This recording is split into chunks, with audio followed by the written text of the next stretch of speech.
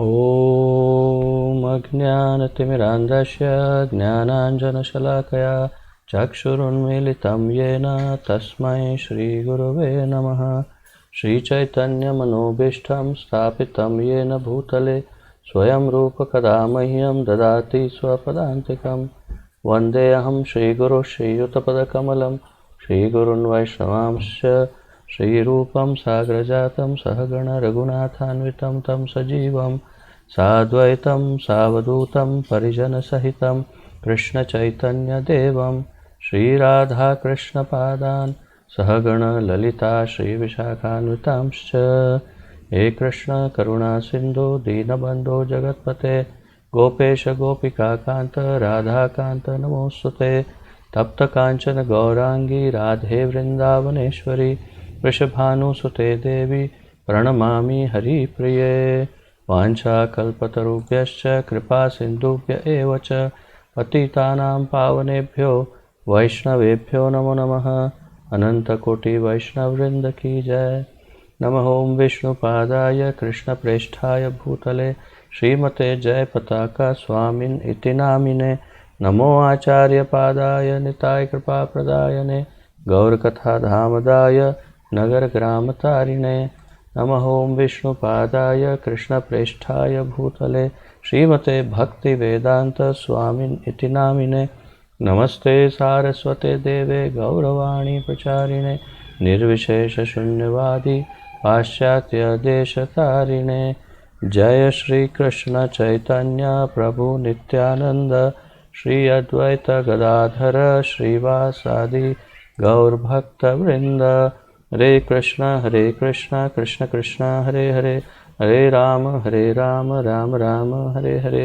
हरे कृष्ण कृष्ण कृष्ण हरे हरे हरे राम राम राम हरे हरे।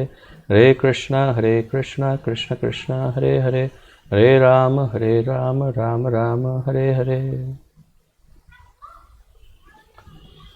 आप सबका बहुत स्वागत है। बहुत स्वागत है आपका इस विशेष कार्यक्रम में। इसके अंतर्गत हम श्री ब्रह्म संहिता नामक अत्यंत महत्वपूर्ण और बड़ा लघु ग्रंथ जो है, इस लघु ग्रंथ श्री ब्रह्म संहिता का अध्ययन कर रहे हैं, जो स्वयं भगवान ब्रह्मा द्वारा लिखित है। ब्रह्मदेव ने स्वयं इसकी रचना की है ब्रह्म संहिता की, और इसका अनुवाद एवं तात्पर्य हमारे पूर्ववर्ती आचार्य श्रील भक्ति सिद्धांत सरस्वती ठाकुर गोस्वामी प्रभुपाद जी ने किया है। तो आइए प्रणति निवेदन के साथ हम आरंभ करते हैं जहाँ से कल विराम लिया था। और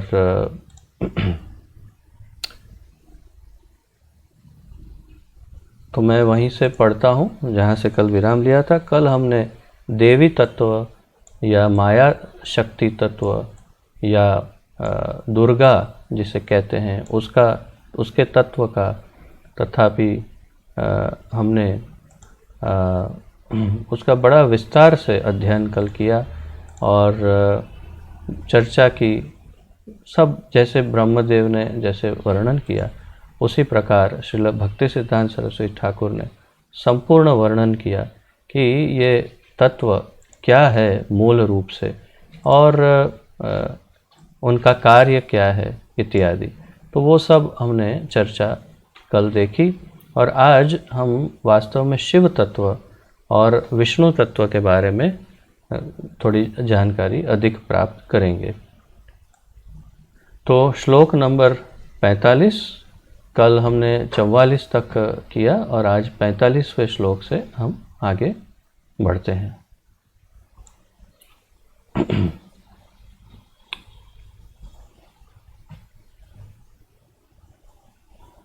क्षीरं यथा दधि विकार विशेष योगात् संजायते नहि ततः पृथगस्ति हेतोः। यः शम्भुतामपि तथा समुपैति कार्याद् गोविन्दमादिपुरुषं तमहं भजामि। क्षीरम यथा दधि विकार विशेष योगात् संजायते न ही ततः पृथगस्ति हेतोः यह शंभुताम अपि तथा सम उपैति कार्याद गोविंदम आदि पुरुषम तम अहम भजामि। एक एक शब्दों का अर्थ देखते हैं। क्षीरम दूध, यथा जैसे, दधि दही, विकार विशेष जामन आदि विशेष विकार, योगत के मिलाने से, संजायते में बदल जाता है, न नहीं ही अवश्य, ततः दूध से, पृथक अलग, अस्ति है, हेतु हो जो हेतु है, यह जो, शंभुताम शिव, अपि भी, तथा इस प्रकार, समुपैति स्वीकार करते हैं, कार्यात किसी विशेष कार्य के लिए, गोविंदम आदि पुरुषम तम अहम भजामि। अनुवाद पढ़ते हैं।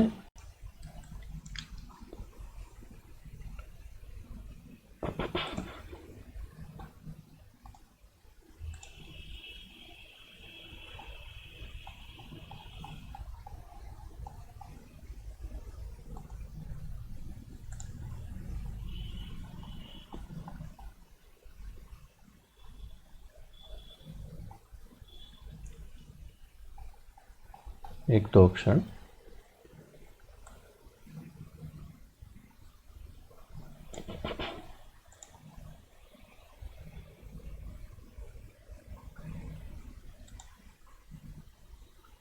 तो जिस प्रकार दूध, खटाई या जामन आदि के संयोग से दही में बदल जाता है, किंतु फिर भी अपने उपादान कारण दूध के वह न तो समान होता है और न ही उससे पृथक होता है, उसी प्रकार संहार कार्य के निमित्त जो शंभु रूप में परिणत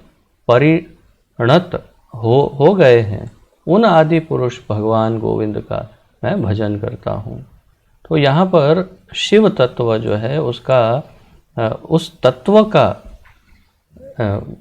गुण और उस तत्व की अवस्था जो है वो यहाँ पर बहुत ही स्पष्ट रूप से, बहुत सुंदर उदाहरण के साथ ब्रह्मा जी समझा रहे हैं कि शिव तत्व क्या है, उसका प्राकट्य क्या है, या तो उनका गुण क्या है।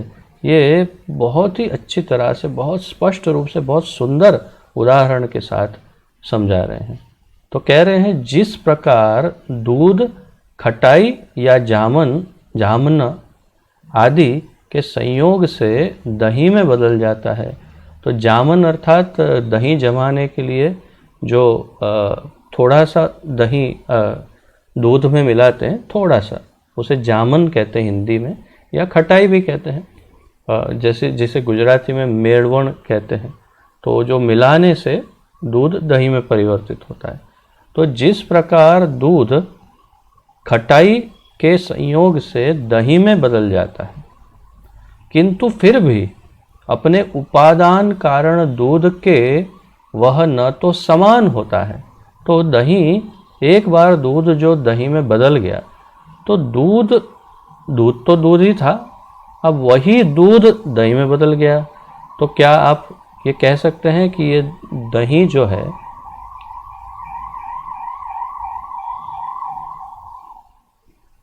क्या हम ये कह सकते हैं कि जो दही है वो दूध है? आप कह भी सकते हैं और नहीं भी कह सकते हैं, क्योंकि उसके अंदर वास्तव में दूध के कोई भी गुण नहीं है दही में, लेकिन दूध के काफ़ी सारे गुण हैं। तो दोनों बात है।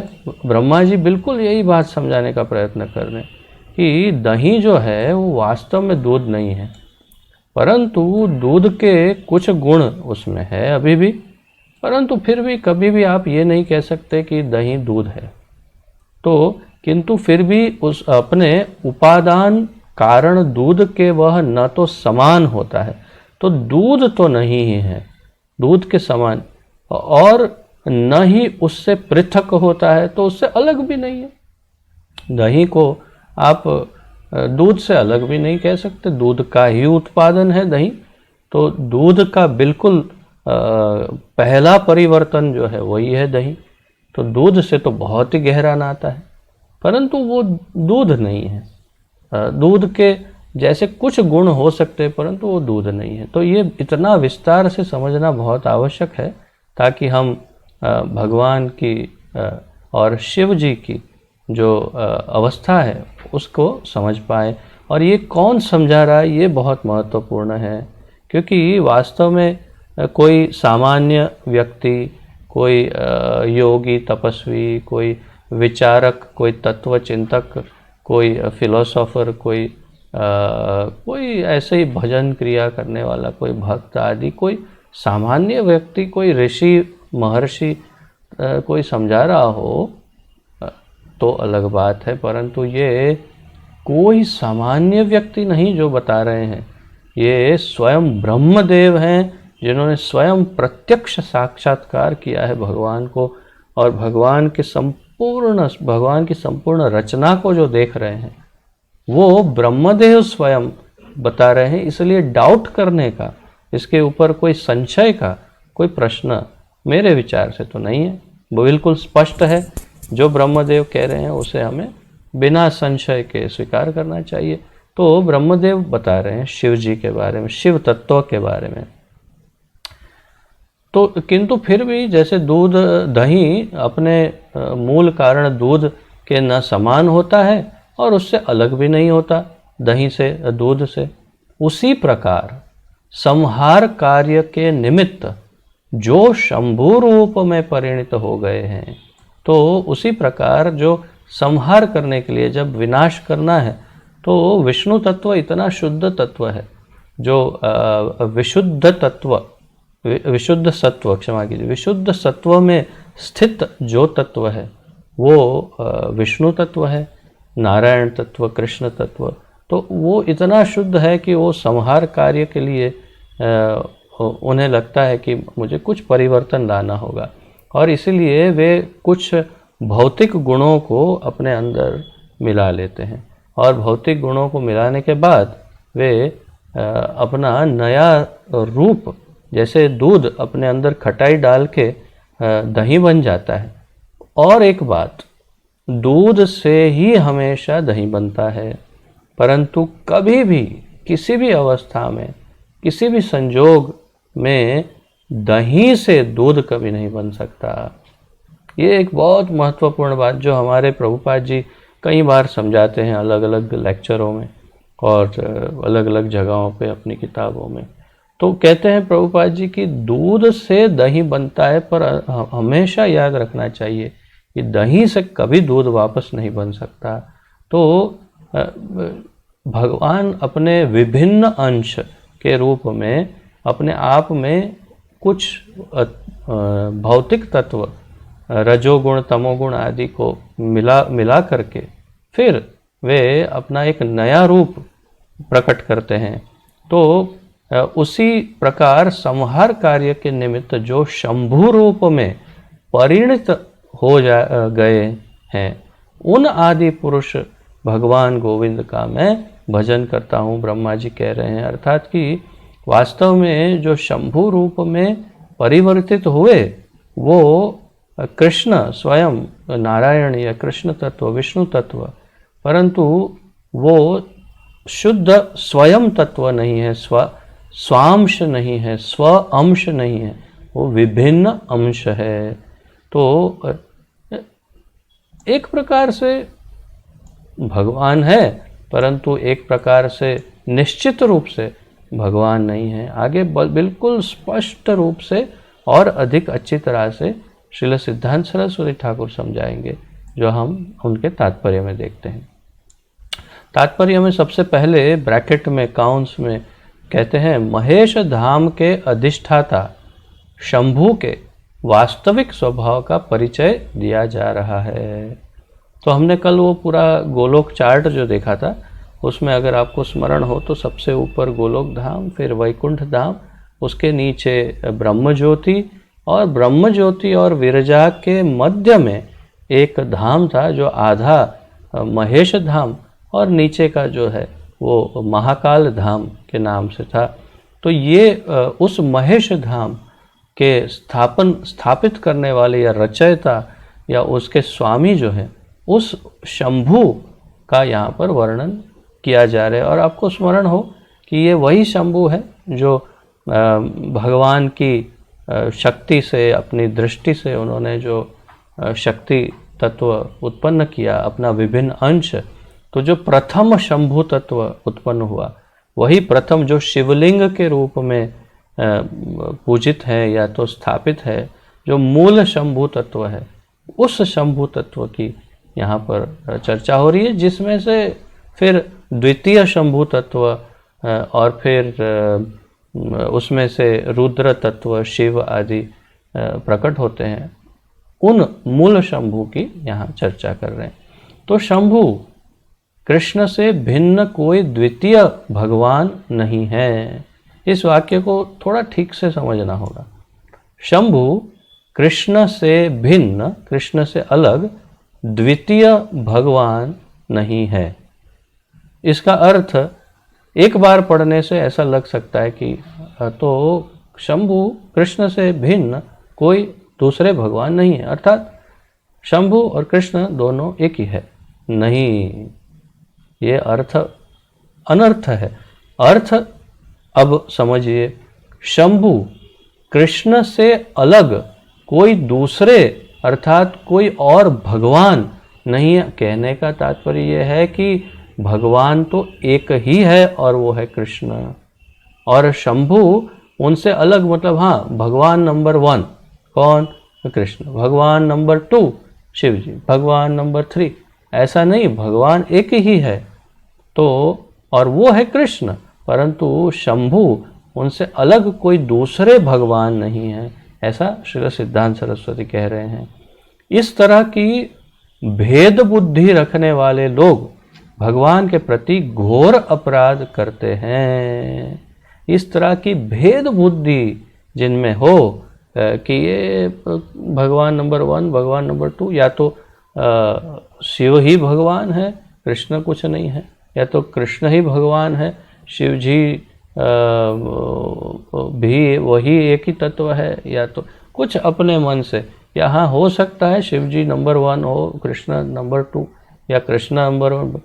ये सारी भेद बुद्धि रखने वाले भगवान के घोर अपराधी है, कह रहे हैं।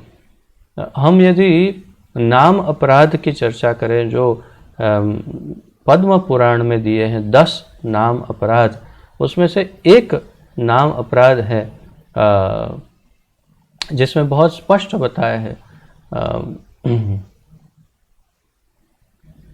यह पश्यति भिन्नत्वान ना, तो जो दोनों को जो भिन्न देखते, अर्थात कि अभिन्नत्वान, अर्थात उस वाक्य का अर्थ जो जैसे प्रभुपाद जी बताते हैं वो ये है कि जो विष्णु को ब्रह्मा और शिव से अभिन्न समझते हैं वो नाम अपराधी माने जाते हैं, क्योंकि ब्रह्मा और विष्णु उनके विभिन्न अंश हैं, वे स्वांश नहीं हैं, और इसलिए वे विष्णु तत्व के समान नहीं हैं। ये बहुत स्पष्ट है। तो ये पद्म पुराण के 10 नाम अपराध में भी ये बहुत स्पष्ट बताया।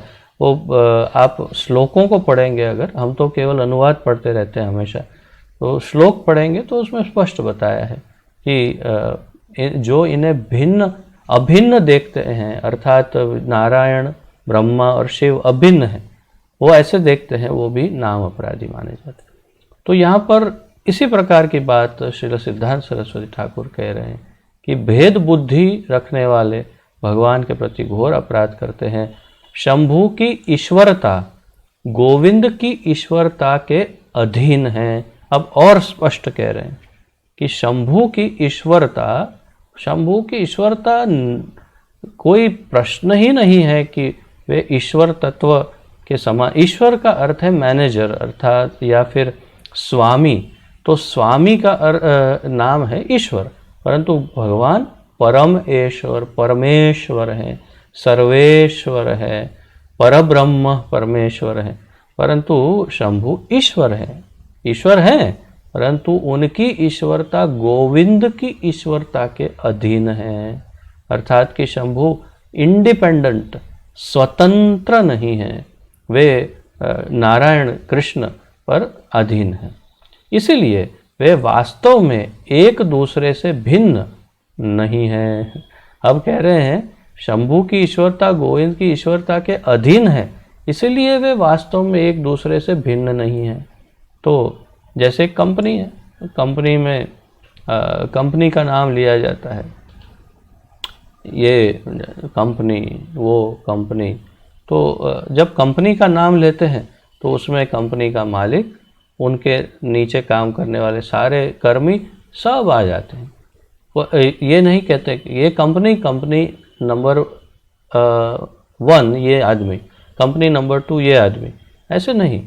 कंपनी का नाम लिया तो इसमें मालिक से लेकर सब आ जाते, तो उस दृष्टिकोण से ये भिन्न नहीं है, क्योंकि मालिक जो है या स्वामी जो है या मूल जो है कृष्ण, जो जिनके ये विभिन्न अंश है शंभु, वो उनके अधीन है, शंभु उनके अधीन है, तो उनके अंतर्गत जब कार्य कर रहे हैं तो तत्व एक ही अर्थात एक दूसरे से अभिन्न समझ सकते हैं।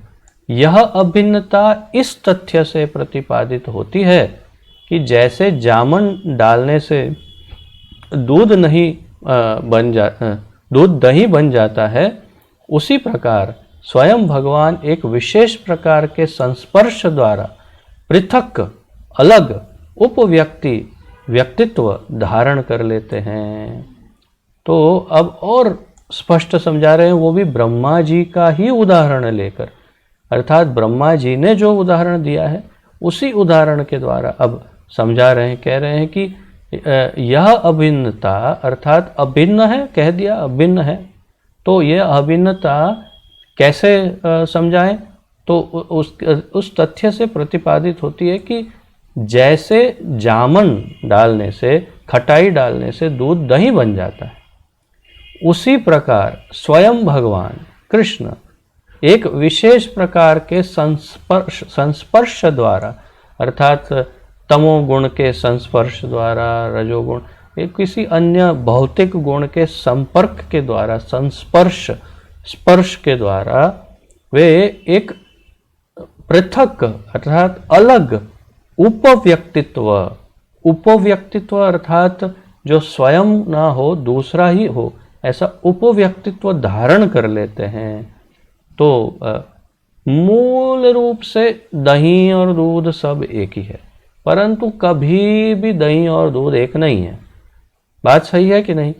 कभी भी दूध और दही एक नहीं है, और मूल रूप से हमेशा दूध और दही एक ही है, क्योंकि दूध है तो दही है और दूध नहीं तो दही नहीं, परंतु और तत्व तो एक ही समझो, परंतु ऐसे देखो तो कभी दही और दूध एक नहीं है।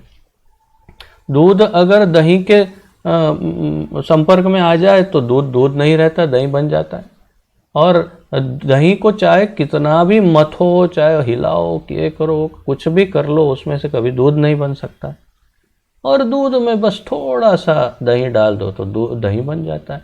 बस यही इसी प्रकार कृष्ण स्वयं कुछ अलग तत्व को अपने अंदर मिला करके, अर्थात तमो गुण इत्यादि को मिला करके एक नया व्यक्तित्व उत्पन्न करते हैं, जो स्व अंश नहीं माना जाता, जो विभिन्नांश माना जाता है, अर्थात कि उन्हें कृष्ण तत्व या विष्णु तत्व या नारायण तत्व जो है, जो भगवद तत्व, वो तत्व नहीं माना जाता, ये अलग तत्व हो जाता है, जो है शिव तत्व। तो इस व्यक्तित्व का कोई स्वतंत्र आचरण नहीं होता। ये बड़ी महत्वपूर्ण बात है। इस व्यक्तित्व का, अर्थात ये जो नया उपव्यक्तित्व उन्होंने उत्पन्न किया अंदर से, उस उपव्यक्तित्व का स्वतंत्र आचरण नहीं होता। वे अपने आप सेल्फ डिसाइडिंग अथॉरिटी नहीं है, अर्थात कि वो स्वयं कुछ डिसीजन ले, हाँ अब आज विनाश कर डालते बस तो ऐसे ऐसे नहीं हो सकता। उनको पहले परमिशन लेटर पे साइन चाहिए कृष्ण की कि हाँ अभी आपका समय शुरू हो गया, आप विनाश करिए। तो वो अपने आप मन से इच्छा में आ जाए और सब इधर का उधर कर डाले, ऐसे नहीं होता। विकार का तत्व माया के तमोगुण, तटस्था शक्ति की लघुता के गुण एवं चित्त शक्ति के स्वल्प लादिनी मिश्रित संविद गुण, इन तीनों के सम्मिश्रण से बना होता है। विकार का तत्व, विकार अर्थात खराब हो जाना, बिगड़ जाना, उसे विकार कहते हैं। तो विकार का तत्व, बिगड़ने वाला तत्व, माया के तमोगुण, तटस्था शक्ति की लघुता के गुण, अर्थात माया का जो तमोगुण है उससे मुख्य रूप से, तटस्था शक्ति हम सब जीव तत्व की जो लघुता के गुण की शक्ति, अर्थात हम बहुत छोटे हैं, बहुत क्षुद्र, बिल्कुल हमारी कोई गणना ही नहीं। हमने उस दिन देखा लगभग 3 क्लास के पूर्व 15वें क्लास मेरे ख्याल से हम देख रहे थे कि हम जीव तत्व कृष्ण तत्व के तुलना में इतने छोटे हैं, और जैसे बस इतना ही पर्याप्त है कि इन भौतिक ब्रह्मांडों में कितने जीव हैं इसकी कोई गणना संभव ही नहीं है। इतने जीव हैं, तो हमारा क्या अस्तित्व है, हमारा क्या महत्व है, हमारा क्या महत्व है? कोई महत्व नहीं। तो हम जीव शक्ति की जो लघुता है, महत्वहीनता, तथा तीसरा चित्त शक्ति के, जो भगवान की चित्त शक्ति है उसके स्वल्प लादिनी मिश्रित संविद गुण, अर्थात कि वो चित्त शक्ति का स्वल्प थोड़ा सा अलादिनी मिश्रित, अलादिनी शक्ति मिश्रित संविद गुण, अर्थात अब जानने का गुण, संविद शक्ति। 3 शक्तियाँ जो है, लादिनी शक्ति, संविद शक्ति और संधिनी शक्ति। तो संविद शक्ति जो है, संविद अर्थात जानने का गुण, ज्ञान, वो बहुत ही छोटी मात्रा में इन तीनों के सम्मिश्रण से बना होता है। क्या बना होता है? विकार का तत्व। विकार, खराब होने का जो तत्व है, वो इन तीनों के मिश्रण से बनता है। तो ये बहुत टेक्निकल ज्ञान है। जैसे लेबोरेटरी में कुछ बनाना हो तो उसके लिए जो फॉर्मूला दी जाती है, वैसे यहाँ फॉर्मूला दी है कि विकार तत्व कैसे बनता है? माया के तमोगुण, तटस्था शक्ति के लघुता के गुण और चित्त शक्ति के स्वल्प आह्लादिनी मिश्रित संविद गुण, इन तीनों का मिश्रण हो तो विकार बनता है। और विकार विशेष से युक्त स्वांश भावाभास स्वरूप ही सदाशिव हैं, जो कि ज्योतिर्मय शंभुलिंग रूप में रहते हैं और जिनसे रुद्रदेव प्रकट होते हैं। बहुत डिटेल में परफेक्ट नॉलेज कि शिव तत्व क्या है, विकार विशेष से युक्त। तो ये विकार 3 से जो मिल करके विकार बना, जो नोट्स लिख रहे हैं, आशा है ये सब लिख रहे होंगे डिटेल में। तो इस विकार तत्व तैयार हो गया, वो 3 का मिश्रण। इस विकार विशेष से युक्त स्वांश भावाभास स्वरूप, स्व अंश का भाव आभास स्वरूप, अर्थात है तो विभिन्न अंश, भगवान का विभिन्न अंश, परंतु स्व अंश का भाव अर्थात भाव क्या है, स्व अंश का भाव क्या है, स्वांश भाव आभास क्या है? भगवान आगे समझाएंगे, इसके बाद वाले श्लोक में ये बड़ा विस्तार से आएगा, फिर भी मैं थोड़ा आपको पहले बताता हूँ कि जैसे कृष्ण में से संकर्षण हुए, संकर्षण से कारणोदक्षाई, से गर्भोदक्षाई, से क्षीरोदक्षाई, या कोई भी उनके अवतार हुए, तो ये सबको ये संपूर्ण ये ज्ञान रहता है कि मैं भगवत तत्व हूँ, और वो शक्तियाँ और वो सामर्थ्य सब वो रहता है। फिर भी उसमें मात्राओं में, जैसे कलाओं में डिफरेंस फ़र्क रहता है, वैसे मात्राओं में कुछ फ़र्क होता है। तो जैसे अद्वैत आचार्य, अद्वैत आचार्य हमारे जो पंच तत्व हैं उसमें अद्वैत आचार्य स्वयं महाविष्णु अर्थात कारणोदक्षाई विष्णु और सदाशिव, ये दोनों के मिले हुए अवतार हैं। तो नारायण तो है ही, क्योंकि कारणोदक्षाई विष्णु है। तो जब यहाँ पर उनको लगा कि अब संकीर्तन आंदोलन या धर्म को फिर से थोड़ा भक्ति, कृष्ण भक्ति का आंदोलन फैलाना है, तो स्वयं नारायण है, कर नहीं सकते थे, परंतु उन्हें लगा कि वे स्वयं नहीं कर पाएंगे, और उनको ये समझ में आया कि जब तक संपूर्ण भगवान ही नहीं प्रकट होंगे तब तक ये नहीं हो पाएगा। अर्थात नारायण तत्व, नारायण कैटेगरी से नहीं हो पाएगा, ये स्वयं कृष्ण ही आएंगे तो ही हो पाएगा। और इसीलिए उन्होंने शालग्राम पर तुलसी और गंगा जल अर्पण करके नारायण क्षमा कीजिए कृष्ण को प्रसन्न किया, और कृष्ण गौरांग महाप्रभु श्री चैतन्य महाप्रभु के रूप में प्रकट हुए। तो पंच तत्व में आप जानते हैं गौरांग महाप्रभु चैतन्य महाप्रभु स्वयं कृष्ण है, नित्यानंद प्रभु स्वयं बलराम है, और अद्वैत आचार्य कारणोदक्षाई विष्णु यानी महाविष्णु, और शंभु ये सदाशिव के मिले हुए अवतार हैं। और इस तरफ गदाधर जो हैं, तो गदाधर राधा रानी के अवतार हैं, परंतु जिनमें वो जो मूल भाव, मूल तत्व राधा रानी का जो विरह भाव है, वो भाव तो कृष्ण ने ले लिया चैतन्य महाप्रभु के रूप में, इसलिए उस कुछ तत्व को माइनस करके बाकी जो है वो राधा रानी स्वयं गदाधर हैं। और श्रीवास आचार्य स्वयं नारद मुनि है, भक्त है, जीव तत्व है। तो जीव तत्व, अंतरंगा शक्ति तत्व यानी गदाधर, फिर इस तरफ उनका सबसे पहले वो बीच में स्वयं कृष्ण, स्वयं भगवान, उनके एक तरफ उनका पहला विस्तार जो अभी आगे वो भी आएगा, उनके बारे में अनंत शेष के विषय में इस प्रकार थोड़ा थोड़ा समझाएंगे। तो वो तत्व, और फिर उनका पहला संकर्षण का पहला अंश जो है कारणोदक्षाई विष्णु, वो सब तत्व हो करके पंच तत्व हैं। तो हम तो चर्चा कर रहे हैं कृष्ण तत्व की या नारायण तत्व, विष्णु तत्व की।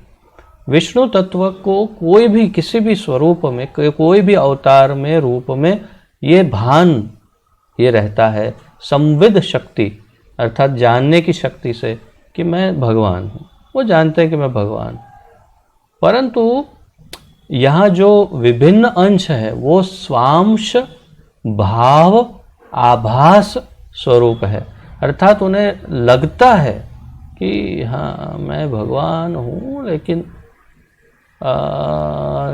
पूर्ण रूप से तो, अर्थात वो आभास रहता है, स्व अंश होने का भाव आभास, ये महत्वपूर्ण शब्द है। विकार विशेष से युक्त स्व अंश भाव आभास स्वरूप ही सदाशिव हैं। तो उन्हें भाव आभास रहता है, उन्हें शंभु को और हिरण्यगर्भ को, इन दोनों को विभिन्न अंश है, परंतु स्वांशा भावाभास ये रहता है कि हाँ वैसे तो हम पहला ही भगवान का ही अवतार है वैसे तो, लेकिन तो वो एक जो आभास है वो रहता है। जो और विष्णु तत्व में आभास नहीं, संपूर्ण ज्ञान होता है कि मैं भगवान हूँ, जो कि ज्योतिर्मय शंभुलिंग रूप में रहते हैं। ये सदाशिव, उन्हें सदाशिव भी कहते हैं, और जिनसे रुद्रदेव प्रकट होते हैं, तो उन्हीं से हमारे शंकर भगवान और अन्य जो 11 रुद्र जिन्हें जानते हैं, हनुमान जी हैं, फिर वो क्या नाम है, काल भैरव है, और वीरभद्र, और ये दुर्वासा, ऐसे ऐसे अलग रुद्र तत्व जो हैं वो सब फिर उन्हीं से आगे प्रकट होते हैं। तो जड़ सृष्टि के कार्य में द्रव्य व्यूहमय उपादान रूप से पालन के कार्य में विविध असुरों के विनाश के द्वारा एवं संहार के कार्य में समस्त क्रिया का संपादन करने हेतु गोविंद स्वयं को शंभु रूपी गुण अवतार के रूप में अभिव्यक्त करते हैं। अब और थोड़ी डिटेल, माइक्रो डिटेल। जड़ सृष्टि के कार्य में, ये पूरा जड़ जगत जो चल रहा है उसके क्रियाओं में, कार्य में द्रव्य व्यूहमय उपादान रूप, अर्थात कि जो द्रव्य तत्व, जो भी तत्व, जड़ तत्व मूल द्रव्य है, उसके उपादान रूप से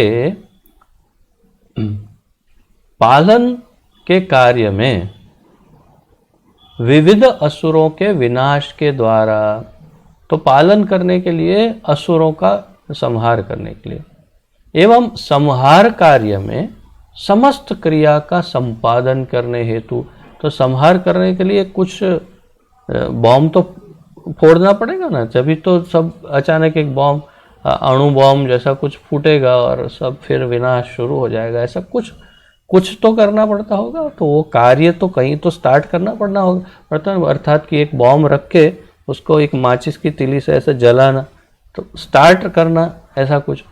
तो संहार के कार्य में समस्त क्रिया का संपादन करने हेतु गोविंद स्वयं, कृष्ण स्वयं को शंभु रूपी गुण अवतार के रूप में, गुण अवतार 6 प्रकार के भगवान के अवतार होते हैं, 6 प्रकार के अवतार, 6 अवतार नहीं, 6 प्रकार के अवतार। कौन से? पुरुष अवतार, गुण अवतार, मैं क्रम में नहीं बोल रहा हूँ, इधर उधर क्रम हो जाएगा। गुण अवतार, पुरुषोत्तम अवतार, पुरुष अवतार, वही पुरुषोत्तम, फिर युगा अवतार, मनवंतर अवतार, शक्ति आवेश अवतार, और लीला, वेरी गुड, लीला अवतार। तो लीला, हाँ लीला अवतार, तो लीला अवतार नहीं, तो उसका क्या, लीला अवतार ही उसका, maybe I am forgetting the exact description.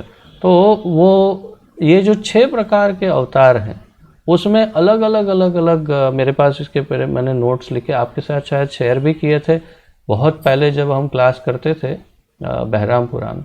उस वक्त मैंने आप सबको लिखवाए भी थे, एक एक में कितने अवतार और कौन से नाम हैं, वो सारी डिटेल मैंने आप लोगों को लिखवाई थी, कि जिसके अंतर्गत गुण अवतार में कौन कौन है, लीला अवतार में कौन है, या इस प्रकार जो भी अवतार, युगा अवतार में कौन आएगा, मनवंतर अवतार में कौन आएगा, शक्ति आवेश में कौन, ये सब। तो इसमें गुण अवतार में मुख्य रूप से 3 आते हैं, और वो है क्षीरोदक्षाई विष्णु या विष्णु, ब्रह्मा और महेश या शिव, ये तीनों गुण अवतार हैं। तो इसमें गुण अवतार में विष्णु जो है वो सत्व गुण अवतार है, और अन्य 2 रजोगुण और तमोगुण अवतार है। तो लेकिन कृष्ण स्वयं ही अपने विभिन्न अंश के द्वारा गुण अवतार धारण करके शिव के या शंभु के रूप में अभिव्यक्त होते हैं। शंभु गोविंद के स्वांश भावापन्न, भाव आपन्न अर्थात स्वांशा भावपन्न विभिन्नांश रूप हैं। अर्थात जैसे मैंने पहले ये सब समझाया कि वो भाव वो रहेगा कि भगवान से डायरेक्ट प्रकट हुए हैं, लेकिन वो तत्व अंदर मिश्रित हैं, और वो तत्व मिश्रित होने के कारण विभिन्न अंश रूप में हैं शंभु, जो स्वांश भावापन्न है। तो स्व अंश का भाव, परंतु मूल रूप से है विभिन्न अंश, अर्थात नारायण या कृष्ण या विष्णु तत्व नहीं है। और यही स्पष्ट करेंगे आगे कि ये तत्व अलग ही तत्व है, अर्थात ये न जीव तत्व है और ये न विष्णु तत्व है जो शंभु है। तो शंभु के काल पुरुष होने का निर्णय श्रील जीव गोस्वामी की टीका में उद्धृत शास्त्र प्रमाणों में प्राप्य है। भागवत के वैष्णवानाम यथा शंभु इति आदि श्लोकों का तात्पर्य है कि वह शंभु गोविंद की इच्छा के अनुरूप अपनी कला शक्ति द्वारा अपनी संगिनी दुर्गा देवी के साथ कार्य करते हैं। तो भागवत में ये जो श्लोक है, वैष्णवानाम यथा शंभु, वैष्णवानाम यथा शंभु, अर्थात वैष्णवों का कोई कहे भाई वैष्णव है, तो अच्छा वैष्णव किसे कहते हैं? वैष्णव कोई उदाहरण बताइए। तो भाई सर्वश्रेष्ठ उदाहरण देते हैं, वैष्णव किसे कहें? शंभु जैसे। तो जैसे शंभु है उन्हें वैष्णवों में सर्वश्रेष्ठ उदाहरण के रूप में बताया जाता है। उसका क्या अर्थ हुआ? इसका अर्थ हुआ कि वे गोविंद की इच्छा के अनुरूप अपनी कला शक्ति द्वारा अपनी संगिनी दुर्गा देवी के साथ कार्य करते हैं, अर्थात वे कृष्ण के अंडर कार्य कर रहे हैं। वे तंत्र मंत्र, वे तंत्र आदि विभिन्न शास्त्रों में भिन्न भिन्न अधिकारियों के उत्तरोत्तर विकास द्वारा भक्ति लाभ हेतु धर्म की शिक्षा देते हैं। तो शंभु क्या करते हैं? तंत्र आदि विभिन्न शास्त्रों में जो अलग अलग अधिकारियों के विकास के द्वारा भक्ति लाभ, अर्थात कृष्ण भक्ति के लाभ हेतु जो कुछ भी ज्ञान है उसकी शिक्षा देते हैं। तो यही तो प्रमाण है कि जो 4 वैष्णव संप्रदाय हैं उनके 4 जो प्रमुख आचार्य हैं, अर्थात भगवान कृष्ण के 4 प्रमुख शिष्य, पहले डायरेक्ट शिष्य, उन चारों शिष्यों ने एक एक वैष्णव संप्रदाय की शुरुआत की है, जो परंपरागत है, जो एकदम शुद्ध है, जिसमें ज्ञान प्राप्त करने मात्र से ही या जिसमें से ज्ञान प्राप्त करने से ही भगवान का ज्ञान हो सकता है। अन्यथा अन्य किसी माध्यम से भगवान कौन है ये नहीं जाना जा सकता, क्योंकि भगवान ने स्वयं जो कहा वो इन चारों ने सबको दिया। तो ये 4 कौन हैं? ब्रह्मा जी, शिव जी, 4 कुमार और लक्ष्मी जी। ये 4 भगवान के डायरेक्ट डिसाइपल हैं, जिन्होंने 4 अधिकृत वैष्णव संप्रदायों की शुरुआत की है। और हम ब्रह्म मध्व गौड़ीय वैष्णव संप्रदाय से हैं, अर्थात हम ब्रह्मा जी वाली लाइन में आते हैं। तो तात्पर्य यह है कि वे उनके अंतर्गत कार्य कर रहे हैं और भक्ति की शिक्षा देते हैं। ये सबसे महत्वपूर्ण, भक्ति लाभ हेतु धर्म की शिक्षा देते हैं। शिव शंभु जो है गोविंद की इच्छा के अनुरूप शंभु मायावाद तथा आगम शास्त्रों के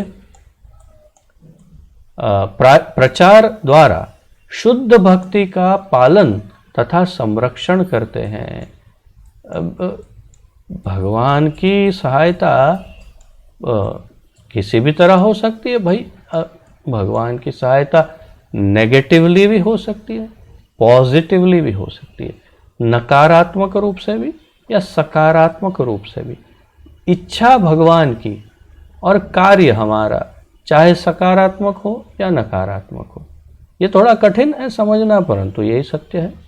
भगवान कहे कि जैसे ड्रामा में जब हिस्सा लेना हो, जैसे रामलीला चल रही, रामलीला का ड्रामा है, सब बोले मैं राम बनूंगा, मैं राम, मैं भी राम बनूंगा, मैं लक्ष्मण बनूंगा, हनुमान जी बनूंगा, ठीक है सब। तो कोई लक्ष्मण राम हनुमान जी, कोई सीता, तो बोले रावण चाहिए, कुंभकर्ण चाहिए, और बाकी सब असुर चाहिए, मेघनाद आदि। नहीं नहीं, वो हम नहीं बनेंगे। हाँ, तो कैसे होगा? नहीं, हम तो सिर्फ राम और लक्ष्मण, हनुमान जी, सुग्रीव ऐसे बनेंगे, विभीषण बन सकते हैं, लेकिन रावण नहीं बनेंगे। तो पर होगी ही नहीं फिर रामलीला, कोई नाटक हो ही नहीं सकता। तो करना, किसी को तो रावण का रोल करना पड़ेगा ना।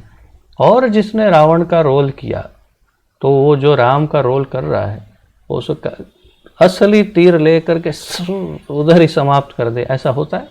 ऐसा नहीं हो सकता। वो बोले नहीं, तू रावण बना ही क्यों, अब तो मैं तुझे मार दूंगा।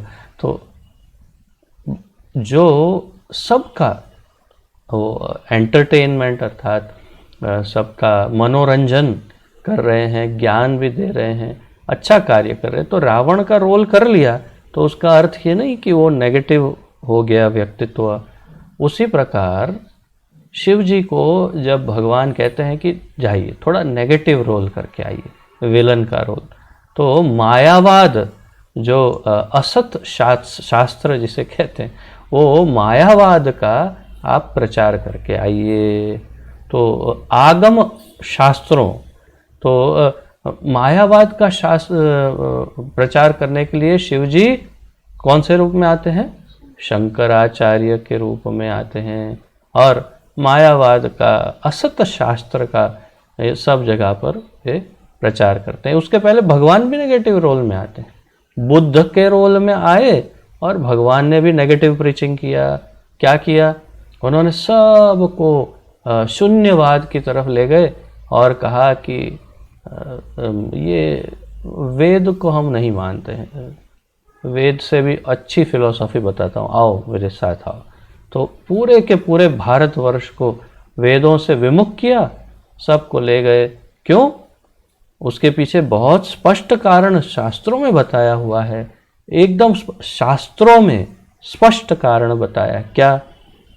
क्योंकि कलयुग शुरू होते ही जो शुद्धता थी यज्ञ की, हवन की, वो समाप्त हो गई। सब ब्राह्मण पतित होने लगे, यज्ञ में पशु बलि दे करके उसका आहार करने लगे, भक्षण करने लगे। ये इतना बढ़ गया कि सबको वेदों से विमुख करना आवश्यक था। तो भगवान बुद्ध के रूप में आए और सबको शून्यवाद की तरफ ले गए। फिर शिव जी को कहा अब आप जाइए, और अब आप सबको शून्यवाद से वेदवाद में वापस ले आइए, परंतु साथ में मायावाद भी सिखा देना, ब्रह्म सत्य जगत मिथ्या ऐसा सब सिखा देना, तत्वम असि, मैं ही भगवान हूँ, ये सब सिखा देना, जाओ। तो शिव जी आए, शिव जी ने वो कार्य बहुत सक्सेसफुली किया। वो बुद्ध को एक साइड कर दिया। नेपाल, चीन, ऐसे किसी किसी कोने के देशों में बस थोड़ी मात्रा में रह गया बुद्धिज़्म, बाकी सारा बुद्धिज़्म जो है साफ हो गया। उसके पश्चात सब पूरे भारतवर्ष में ये वेदों का और शंकर संप्रदाय का, शंकराचार्य, उनके मठ आदि, ये सब स्थापित हो गया। फिर स्वयं वापस कृष्ण आए चैतन्य महाप्रभु के रूप में, और उन्होंने मायावाद का खंडन किया। और सबसे प्रमुख जो मायावादी आचार्य, क्या नाम, कौन से, नहीं, केशव भारती और नहीं पूरी तो माता जी को याद है? हाँ, क्या नाम माता जी? प्रकाशानंद सरस्वती को, और ये केशव भारती, और ये अपने सार्वभौम भट्टाचार्य, और ऐसे ऐसे जो प्रमुख मायावादी, जो सबसे टॉप के मायावादी थे, उन सबको ही अपना अंडर में ले लिया। और क्षमा कीजिए, केशव भारती नहीं है, केशव भारती मैं गलती से बोल गया।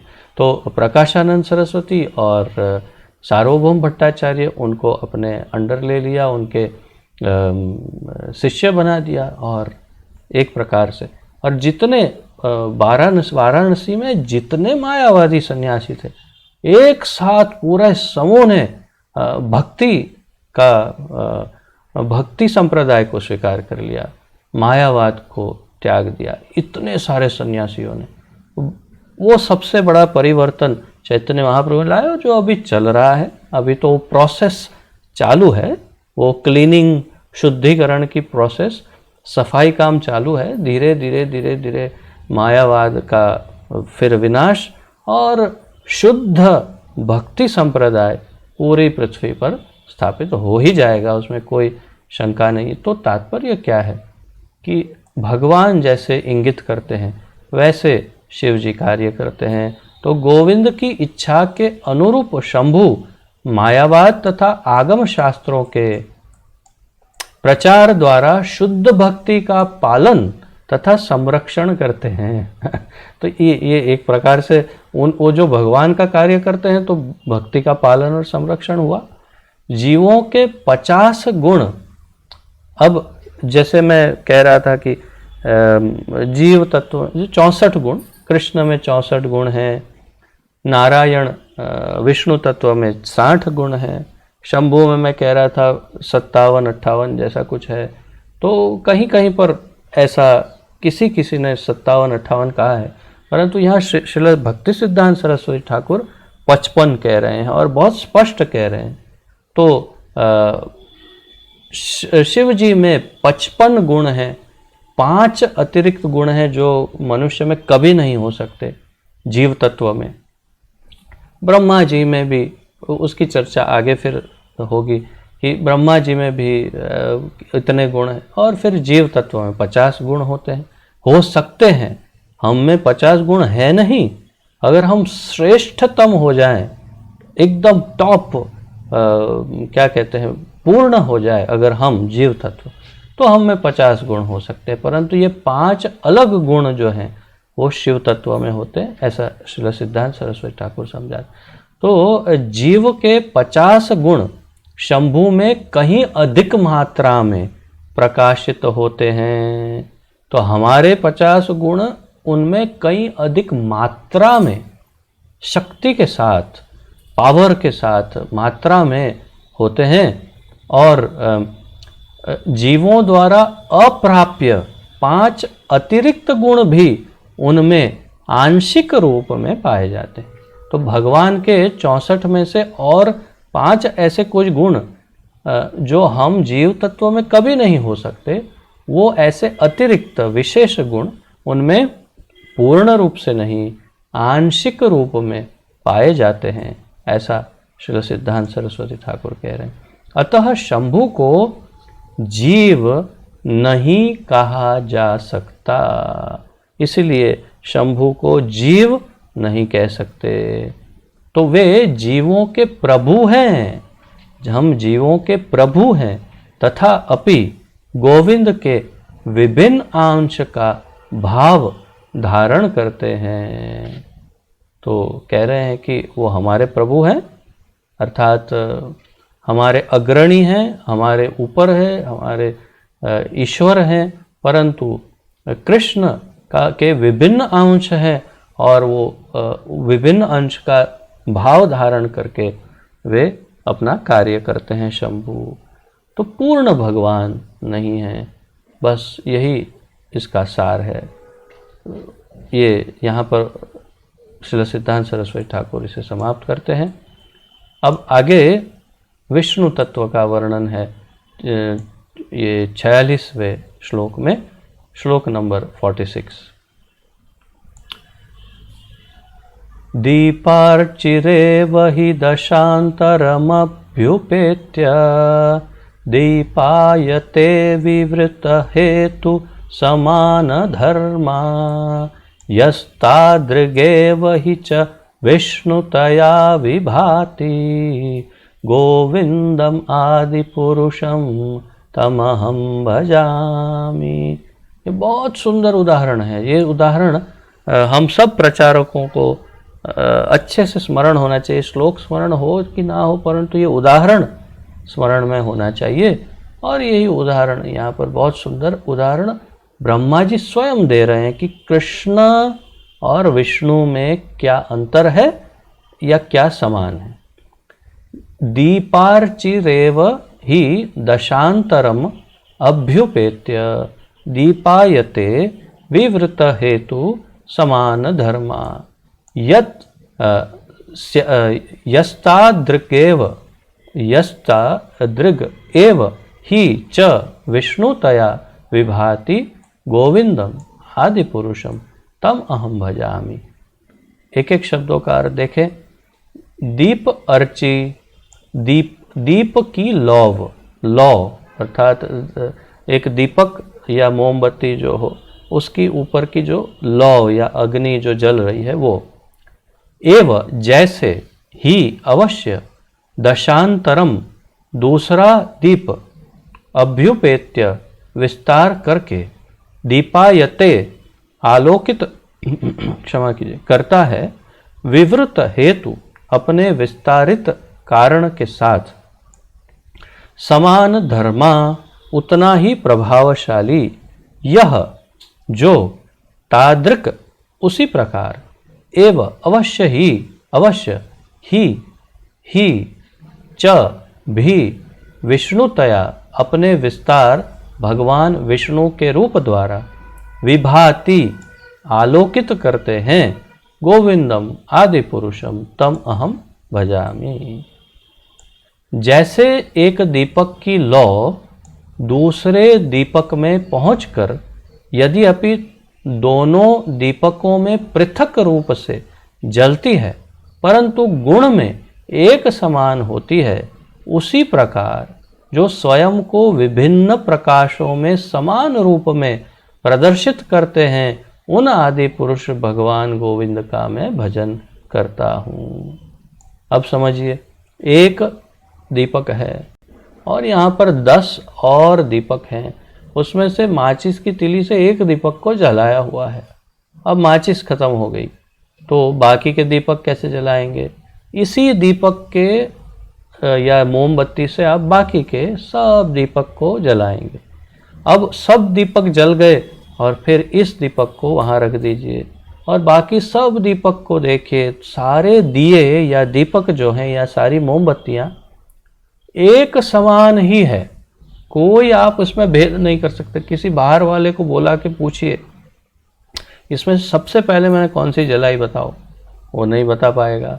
सबकी एक समान ज्योति है, सब एक समान जल रहे हैं, सब एक समान दिख रहे हैं। बस ये है विष्णु तत्व। जैसे एक दीपक की लौ दूसरे दीपक में पहुंचकर यद्यपि दोनों दीपकों में अलग रूप से जलती है, तो यहाँ का अग्नि उसमें दे दिया परंतु यहाँ का अग्नि कम नहीं हुआ।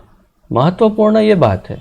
ये दीपक से इसने दूसरे दीपकों को अग्नि दिया परंतु यहाँ जो मूल दीपक है उसकी अग्नि कम नहीं हुई, बिल्कुल कम नहीं हुई, उतनी ही प्रज्वलित है। एक समान दिखते हैं सब, तो अलग है परंतु गुण में एक समान होती है। ब्रह्मा जी कह रहे हैं उसी प्रकार जो स्वयं को विभिन्न प्रकाशों में समान रूप से प्रदर्शित करते हैं, उन आदि पुरुष भगवान गोविंद का मैं भजन करता। तो दीपक की तरह ही, जैसे जीरो का मैंने उदाहरण दिया था, जीरो शून्य में से शून्य को निकालो तो शून्य, शून्य डालो तो शून्य, 1 करोड़ शून्य डालो तो शून्य, 1 करोड़ शून्य निकालो तो भी शून्य, कोई फर्क नहीं। वैसे ही एक दीपक में से करोड़ों दीपक जलाओ तो भी कोई बात नहीं, और वो अकेला जलता रहे तो भी कोई बात नहीं, एक समान ही है। और सारे जलने वाले दीपक भी उतने ही शक्तिशाली प्रज्वलित दीपक हैं।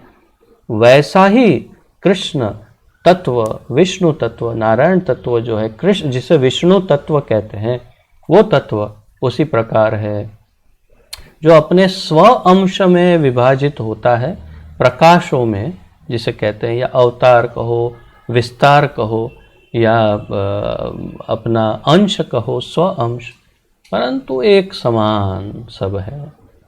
तो अब तात्पर्य देखते हैं, जिससे अधिक समझ में आएगा।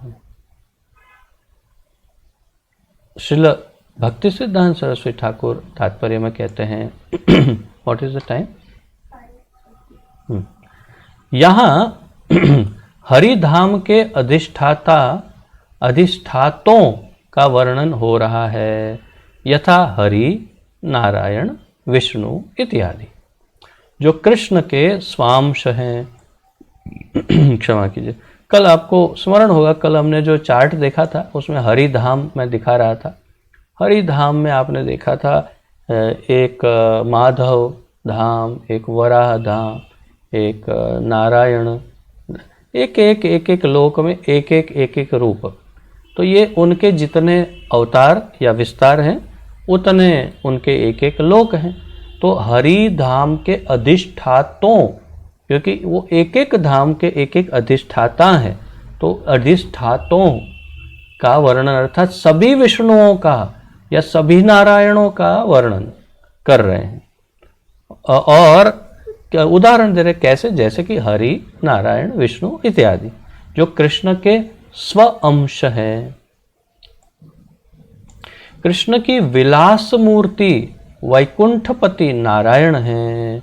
भगवान की जो विलास मूर्ति है, जो विलास करते हैं, वो नारायण के रूप में करते हैं। जिनका स्वांश और जो नारायण है, देखिए मैंने आपको कहा था कि मैंने एक चार्ट बनाया था ना पहले, उसमें उस चार्ट के अनुसार आपको स्मरण हो तो मैंने कहा था कि कृष्ण का जो विस्तार है उसमें सबसे पहले वो नारायण और एक तरफ बलराम जी के रूप में वो विस्तरित होते, ऐसा मुझे जो स्मरण है मैं बता रहा हूँ। हम वही फॉलो करेंगे जो श्रील सिद्धांत सरस्वती ठाकुर कहेंगे।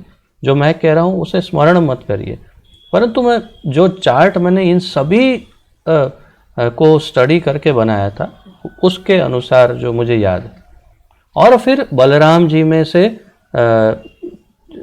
क्या कहते हैं उसे, चतुर्पाद विभूति, शंकर, वासुदेव, संकर्षण, प्रद्युम्न, अनिरुद्ध। संकर्षण में से फिर और आगे विभूतियाँ उत्पन्न होती हैं। और नारायण जो है वो भी कृष्ण में से ही एक अलग से नारायण उत्पन्न होते हैं, ऐसा कुछ। तो यहाँ पर वैसा ही कुछ कह रहे हैं कि कृष्ण की विलास मूर्ति वैकुंठपति नारायण है, जिनका स्वांश कारणोदक्षायी विष्णु एवं उनके अंश गर्भोदक्षायी विष्णु, फिर गर्भोदक्षायी के अंश क्षीरोदक्षायी विष्णु शब्द सर्व अवस्था में सर्वव्यापक अंतर्यामी व्यक्तित्व का वाचक है। तो हम अगर सीधी लाइन में देखें, सीधा सीधा, तो कृष्ण के पहले विस्तार नारायण, नारायण के दूसरे विस्तार कारणोदक्षायी विष्णु, गर्भ जिसे महाविष्णु कहते हैं, नारायण ये कारणोदक्षायी विष्णु के एक और अंश गर्भोदक्षायी विष्णु, उनके एक और अंश क्षीरोदक्षायी विष्णु। अंश का अर्थ क्या हुआ? अंश का अर्थ हुआ छोटा, थोड़ा, और ऊपर वाला बड़ा, हम छोटे, उसके अंश कहते हैं। परंतु विष्णु तत्व में ऐसा भेद नहीं होता। अंश होने पर भी ऐसा कोई भेद है भी और भेद नहीं है बिल्कुल, ये भी सत्य है। ये सब हम समझेंगे अभी आगे। तो विष्णु शब्द सर्व अवस्था में सर्वव्यापक अंतर्यामी जो अंतर में रहते हैं, व्यक्तित्व का वाचक है। इस श्लोक में क्षीरोदक्षायी विष्णु के तत्व निरूपण द्वारा भगवान के स्वांशों का विलास निरूपित हुआ है। तो इस श्लोक में क्षीरोदक्षायी विष्णु का वर्णन मूल रूप से ब्रह्मा जी कर रहे हैं, और उस तत्व का वर्णन करने का प्रयास क्या कर रहे हैं। तो इस श्लोक में क्षीरोदक्षाय विष्णु के तत्व निरूपण द्वारा भगवान के स्व अंशों का विलास निरूपित हुआ है। सत्व गुण अवतार विष्णु तत्व, देखिए गुण अवतार, कौन सा? सत्व गुण अवतार, अर्थात भगवान के जो गुण अवतार हैं उनके उस गुण अवतार में सत्व गुण अवतार विष्णु है, रजोगुण अवतार ब्रह्मा है और तमोगुण अवतार शिव है। तो सत्व गुण अवतार विष्णु तत्व माइक गुण आदि मिश्रित शंभु तत्व से भिन्न है। अर्थात ये वो सत्व गुण अवतार वो नहीं सत्व गुण है जो माया का बनाया हुआ सत्व गुण है। माया में जो सत्व रजस तमस गुण है वो नहीं, ये शुद्ध विशुद्ध सत्व गुण से निर्मित हैं विष्णु, और इसलिए वे स्वयं भगवान के समान ही है, उनमें कोई मिश्रण नहीं। अर्थात वे नीचे नहीं आ जाते कि अच्छा ये तो क्षीरोदक्षाय विष्णु, इसको छोड़ो, हम तो गर्भोदक्षाय नहीं, हम तो कारणोदक्षाय विष्णु को, ऐसा नहीं है, सब संपूर्ण शक्तिशाली है। तो यहाँ पर ये और एक कहा कि माइक गुण आदि मिश्रित शंभु तत्व से अलग है, अर्थात इसे शंभु तत्व से कंफ्यूज मत कर देना, ऐसे भी कह रहे हैं। गोविंद का जो स्वरूप है वही विष्णु का स्वरूप है। ये लाइन को आप इतने बड़े बड़े अक्षर में अपनी एक नोट के एक पेज में लिख सकते हैं ताकि ये याद रहे, बस और कुछ याद रखने की आवश्यकता नहीं। अर्थात बोल्ड लेटर में बड़े बड़े अक्षर में लिख के उसके आजू बाजू में एक लाइन कर दीजिए, गोविंद का जो स्वरूप है वही विष्णु का स्वरूप है। बस गोविंद का स्वरूप विष्णु का स्वरूप एक ही है, स्वरूप तत्व एक ही है। लिख लिया, शुद्ध सत्व स्वरूप शुद्ध सत्व स्वरूपता दोनों ही में है। तो शुद्ध सत्व स्वरूपता अर्थात शुद्ध सत्व रूप विशुद्ध सत्व रूप दोनों में है। किस में? कृष्ण में भी और विष्णु में भी। तो तत्व रूप से तात्विक रूप से दोनों सेम है, कार्मिक रूप से अर्थात क्रिया के रूप में अलग है। कृष्ण गोलोक में रहते हैं, बंसी बजाते हैं, गोपीजन वल्लभ हैं और गौपालक हैं, गोपाल हैं, और विष्णु क्षीरोदक्षाई के रूप में कारणोदक्षाई गर्भ, उसमें अलग अलग कार्य करते हैं। बस कार्य अलग अलग करते हैं, तत्व एक ही है। प्रकटित हेतु रूप से विष्णु गोविंद के गुणों में समान धर्मी है। एक और वाक्य उन्होंने दे दिया हमें, एक और वाक्य जिससे ये स्पष्ट हो जाए कि भाई भेद मत करो, भेद है लेकिन भेद नहीं है बिल्कुल। प्रकटित हेतु रूप से विष्णु गोविंद के गुणों में समान धर्मी है। त्रिगुणमयी माया में जो सत्वगुण होता है वह रजो और तमोगुण से दूषित होने के कारण अशुद्ध सत्व है। इस त्रिगुण, इस जगत का जो सत्व गुण है वो तमो रजो से मिश्रित है, इसलिए शुद्ध नहीं, वो अशुद्ध सत्व गुण है।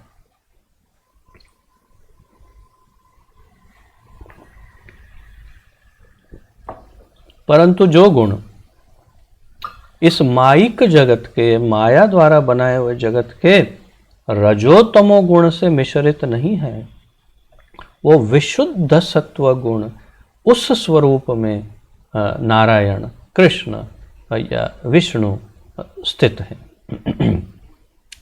ब्रह्मा रजोगुण में एवं शंभु तमोगुण में प्रकट होने वाले स्वांश प्रभाव संपन्न विभिन्न अंश है।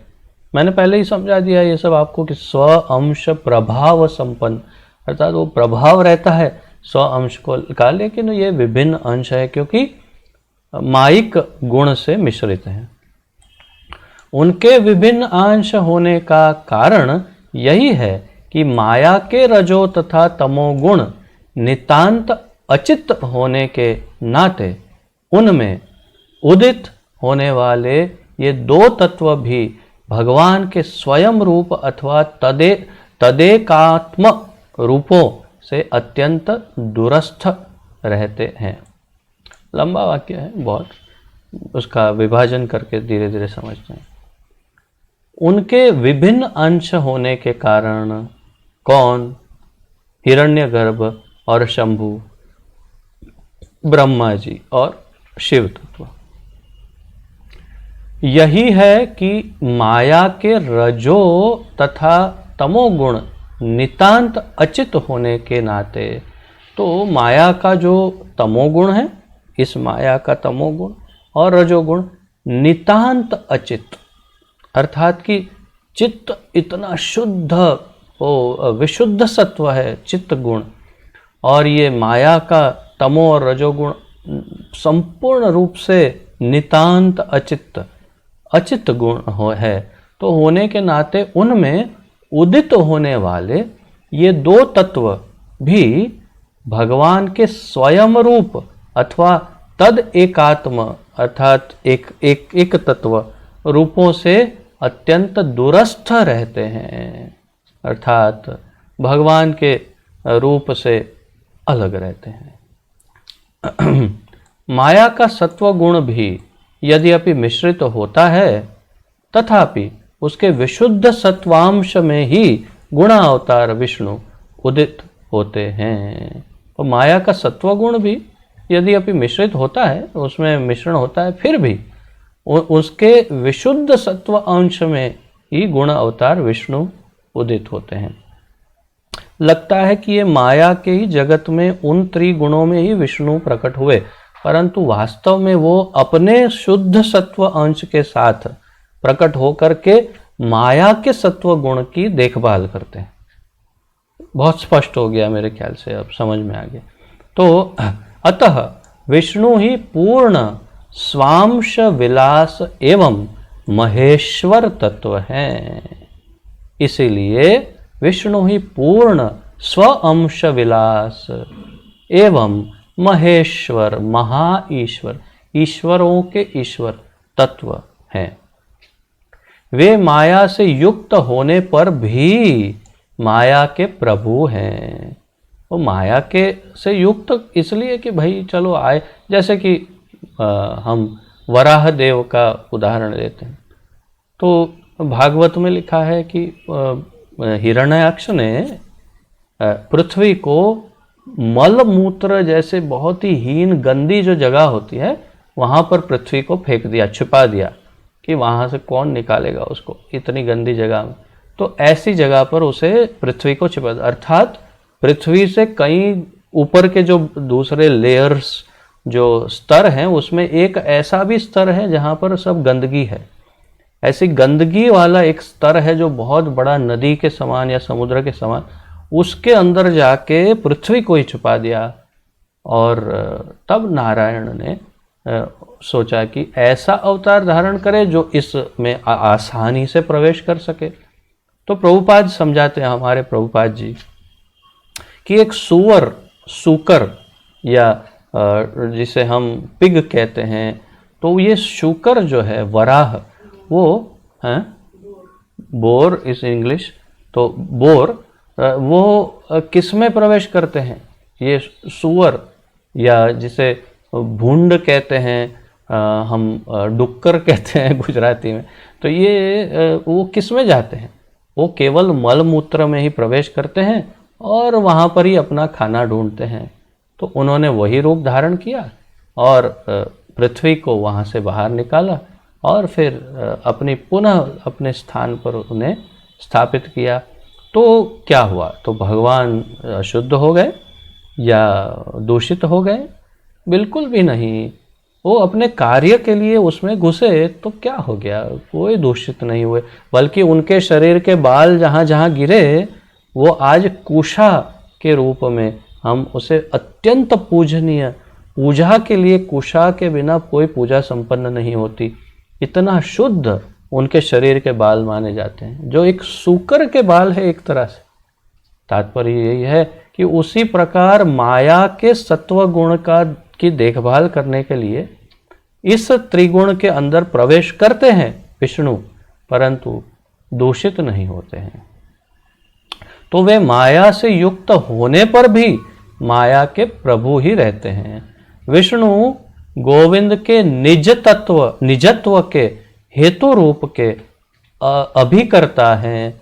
विष्णु गोविंद के निजत्व के हेतु रूप के अभिकर्ता हैं, अर्थात जो कृष्ण को जो करना है वो करने के लिए वही अपने रूप में प्रकट हुए हैं विष्णु में।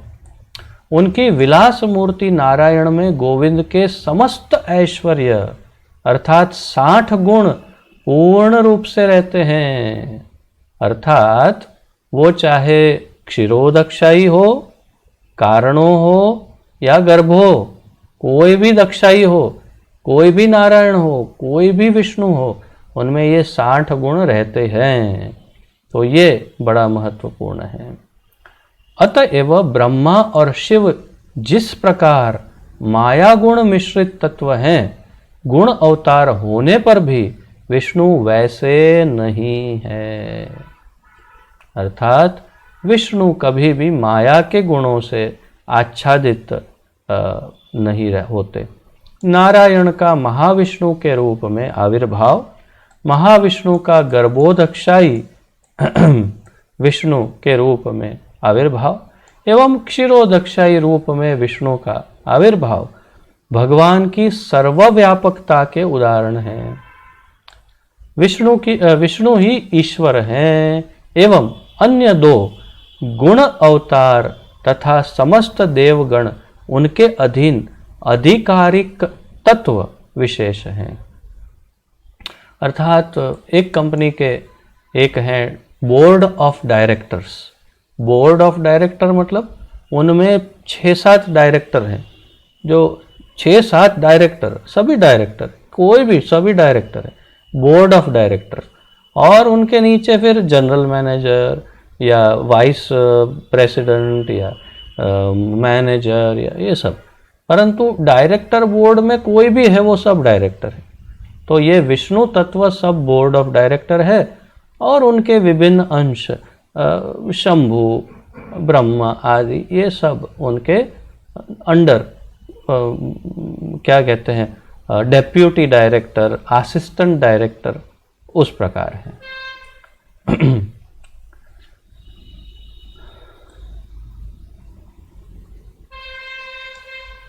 महादीपक, फिर से वही उदाहरण जो इस श्लोक का उदाहरण है।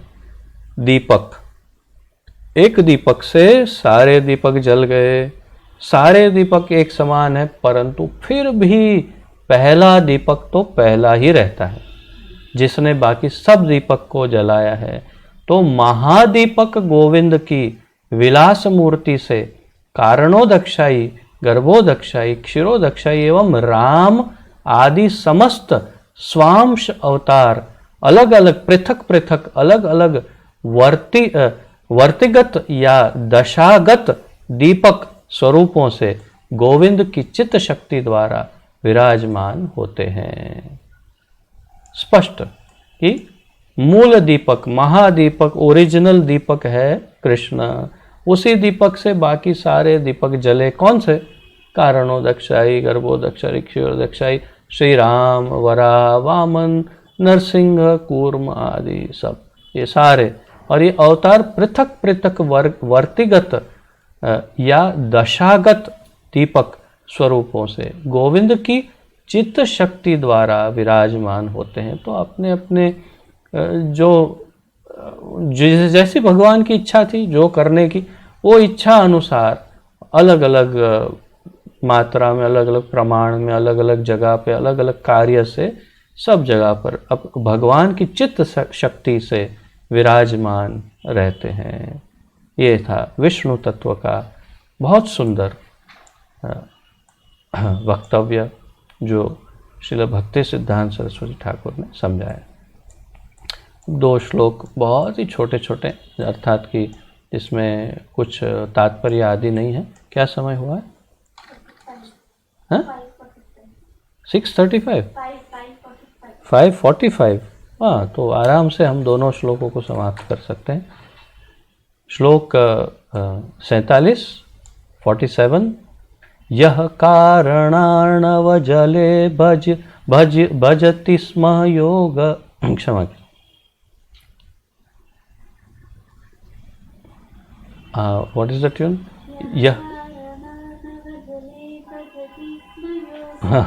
यह कारणार्णव जले भजति स्म योग निद्रामनंत जगदंड सरोमकूपः आधार शक्तिमवलंब्य परां स्वमूर्तिं गोविंदम आदिपुरुषं तम अहम भजामि।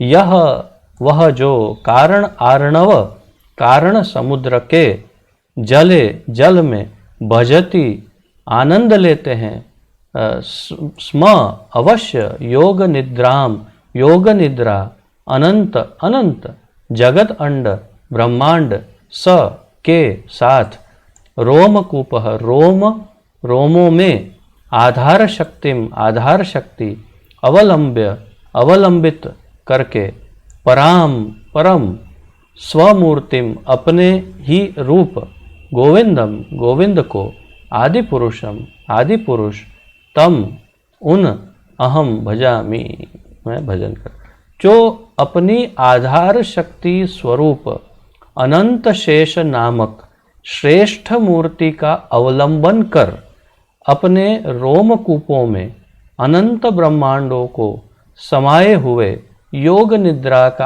आनंद लेते हैं, उन आदि पुरुष भगवान गोविंद का मैं भजन करता हूँ। अब विष्णु तत्वों को समझाकर फिर कारणोदक्षाई विष्णु या नारायण के वर्णन में आ गए, और अब समझा रहे हैं कि जो अपनी आधार शक्ति स्वरूप अनंत शेष नामक श्रेष्ठ मूर्ति का अवलंबन, अर्थात उन पर आधार रखते हैं या उन पे उनकी सेवा स्वीकार करते हैं, अवलंबन कर अपने, तो भगवान अपनी ही शक्ति निज शक्ति से स्व अंश से ही अनंत शेष का रूप लेते हैं, और अनंत शेष अर्थात वो जो बड़े नाग के रूप में बिस्तर जैसे बिछ जाते हैं, वही अनंत शेष के रूप में वे अपने आप को विस्तरित करते हैं, और फिर उनका अवलंबन कर अपने उन पर सो जाते हैं, और फिर अपने रोमकूपों में से, अपने रोमकूप अर्थात अपने शरीर के छिद्रों में अनंत ब्रह्मांडों को समाये हुए, और वो आपको स्मरण होगा कि ये महत्तत्व जो संकर्षण से प्रकट हो, कृष्ण से मूल जो महत्तत्व है, वही ये यहाँ ब्रह्मांड अंड के रूप में उनके शरीर में स्थित रहता है। वो हमने पहले स्टडी किया।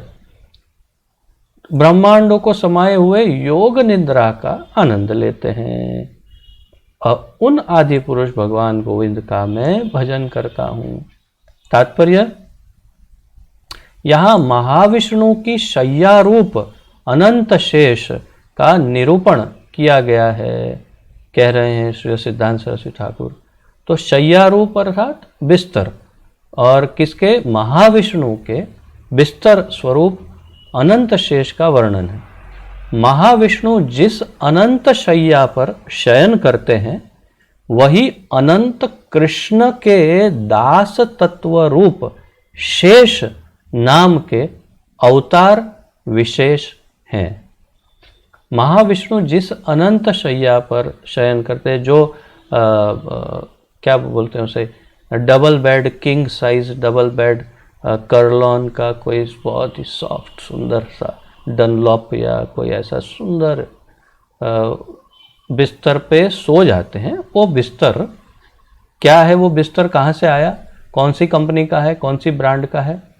वो बिस्तर जो है वह अनंत कृष्ण के दास तत्व रूप, वह अनंत, वो अनंत शेष कृष्ण के दास तत्व रूप, मतलब उनकी सेवा के तत्व के रूप शेष नाम के अवतार विशेष हैं। अर्थात दास रूप में, दास भाव में स्वयं भगवान ही है। हमारे प्रभुपाद समझाते हैं कि भगवान अपने आप को पहला जो विस्तार करते हैं तो वो सेवक भगवान के रूप में विस्तरित करते हैं। तो बलराम जी जो हैं, जिसमें से ही फिर अनंत शेष होते हैं प्रकट, तो वो बलराम जी सेवक भगवान हैं और कृष्ण सेव्य भगवान हैं। दोनों में क्या अंतर है? एक कलर का और दूसरा भाव का। सेवक भगवान वाइट है और उनका भाव सेवा करने का है, और सेव्य भगवान काले हैं, श्याम हैं, श्याम सुंदर हैं और वो सेवा ग्रहण करते हैं, बस। अन्य और कोई भी डिफरेंस, कोई फर्क कृष्ण और बलराम में नहीं। तो ये अनंत शेष भी भगवान के दास तत्व रूप अवतार विशेष हैं, स्वयं भगवान ही है। श्लोक 48 यस्यैक निश्वसित कालमथावलम्ब्य जीवन्ति लोम विलजा जगदण्डनाथाः विष्णुर्महान् स इह यस्य कला विशेषो गोविन्दम् आदिपुरुषं तमहं भजामि। यस्य जिनके एक एक निश्वसित, निश्वास, हम कहते हैं ना निश्वास, श्वास, श्वास का, कालम समय, अथ इस प्रकार, अवलंब्य आश्रय लेकर, जीवंती जीवित रहते हैं, लोम विलजाह रोम छिद्रों से बढ़ने वाला, जगद अंडनाथाः ब्रह्मांडों के स्वामी, अर्थात ब्रह्मा गण, जो ब्रह्मा है वो, विष्णु महान भगवान महाविष्णु, सह वह, इह यहाँ, यस्य जिनकी, कला विशेषः विशेष कला है, गोविंदम आदि पुरुषम तमहम भजामि। जो हम कई समय से जो इस्कॉन में जिन भगवान के गुणों की सब जो चर्चा करते हैं, ये स्पष्ट वर्णन पढ़ रहे हैं हम आज, ब्रह्मा जी के अपने स्वमुख से स्पष्ट वर्णन। महाविष्णु के रोम छिद्र से प्रकट ब्रह्मा एवं भौतिक ब्रह्मांडों के अन्य स्वामी गण महाविष्णु के एक निश्वास जितने काल तक ही जीवित रहते हैं। स्वयं ब्रह्मा जी कह रहे हैं, क्या कह रहे हैं कि महाविष्णु के रोम छिद्रों से जो ब्रह्मा प्रकट होते हैं और ब्रह्मांडों को संचालित करने वाले अन्य स्वामी प्रकट होते हैं, मैनेजर्स, वे महाविष्णु के एक निश्वास जितने काल तक ही जीवित रहते हैं। क्या तुच्छता है, क्या तुच्छता है ब्रह्मा की, आप कल्पना करिए। ब्रह्मा जी कितने तुच्छ हैं कि केवल एक श्वास जितना समय जीते हैं ब्रह्मा जी, बस। और वो स्वयं ही कह रहे हैं। और कितना समय है वो? 311 बिलियन समथिंग ट्रिलियन समथिंग, 31 नील और 100 कुछ खरब, अरब खरब, इतने वर्षों तक जीने वाले ब्रह्मा इतने तुच्छ हैं कि महाविष्णु के एक श्वास में उनके 100 वर्ष समाप्त हो जाते।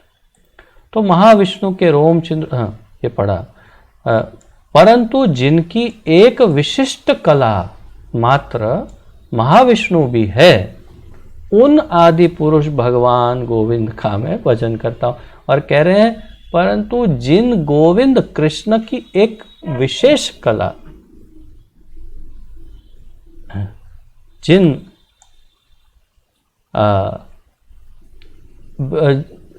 महाविष्णु, जिन गोविंद कृष्ण की एक विशेष कला मात्र है, विशेष कला मात्र है महाविष्णु, वो ओरिजिनल आदि पुरुष भगवान गोविंद का मैं भजन करता हूँ। और तात्पर्य एक लाइन में दिया है, कहा है यहाँ विष्णु तत्व के महा ऐश्वर्य का वर्णन हुआ है। तो विष्णु तत्व का जो ऐश्वर्य है उसका यहाँ वर्णन है। तो आज यहीं पर विराम लेते हैं और कल 49वें श्लोक से आगे बढ़ेंगे। तो आशा है आप सबको काफ़ी ज्ञान आप लोगों ने अर्जित किया होगा इस चर्चा में, और काफ़ी स्पष्ट हुआ होगा कौन सा तत्व क्या कार्य करता है, किस तत्व की क्या अवस्था है, क्या दशा है, सब स्पष्ट हो गया होगा, ऐसी मेरी आशा है। किसी का कोई प्रश्न, उत्कंठा या टिप्पणी आदि कुछ है तो प्रकट कर सकते हैं, और अपना वीडियो कुछ अल्प क्षण के लिए ऑन भी कर सकते हैं, बस 2-3 मिनट, अधिक नहीं। अगर आप जाग रहे हैं तो, हाँ नहीं, कोई लोग वीडियो बंद करके सो गए हो या इधर उधर चले गए तो सुनेंगे नहीं, समझ नहीं। हाँ, तो कोई प्रश्न आदि है किसी का? देखा, फिर भी 3 जनों ने वीडियो ऑन नहीं किया।